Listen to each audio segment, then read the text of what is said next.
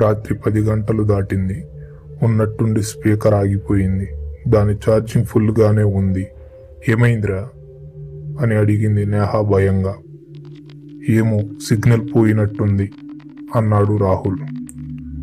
అంతలోనే పై అంతస్తు నుండి ఎవరో గొలుసు లాక్కెళ్తున్నట్లు శబ్దం వినిపించింది. అందరూ ఉలిక్కిపడి పైకి చూశారు. ఎలుకలై ఉంటాయి, ఈ పాడుబడిన బిల్డింగ్లో అంతకంటే ఏముంటాయి అన్నాడు అజయ్. కానీ అతని గొంతులో కూడా కొద్దిగా బెరుకు కనిపించింది. నేహ భయంతో రాహుల్ చేయి పట్టుకుంది.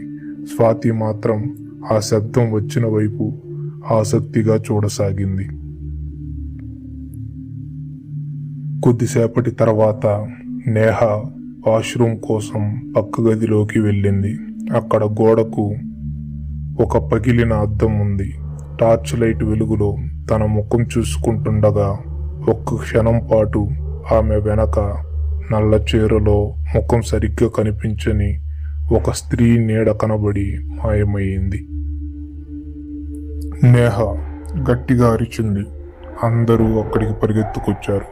ఏమైంది ఏమైంది అని అడిగాడు రాహుల్ కంగారుగా. అద్దంలో ఎవరో అని చెప్పలేక వణికిపోసాగింది. అజయ్ టార్చ్ లైట్తో అద్దం అంతా పరీక్షించి, చూడు నేహ, అద్దం పగిలి ఉంది. వెలుతురు రిఫ్లెక్ట్ అయ్యి